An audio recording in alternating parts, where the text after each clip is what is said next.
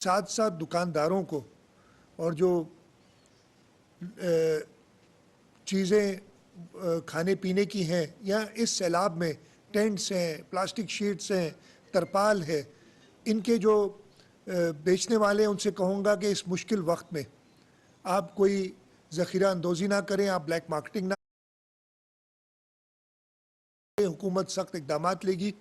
लेकिन हम आपसे मदद चाहते हैं। अल्लाह ताला से डरें और इस वक्त में लोगों के साथ लोगों को और तकलीफ़ में ना डालें। मैं ये चाहता हूँ कि हुकूमत के पहुँचने तक, वैसे हम हर जगह पहुँच रहे हैं, हमारा रोड नेटवर्क 2010 और 2011 से बहुत बेहतर है। 2010 और 2011 में हमें लोगों के तक पहुँचने में मसला हो रहा था, इस वक्त हम बहुत बेहतर पोजीशन में हैं, हमारे रोड्स मोस्टली एक्सेसिबल हैं। मैं चाहता हूँ कि मुखय्यर हज़रात वहाँ लोगों तक पहुँचें और हुकूमत की शाना बशाना लोगों की खिदमत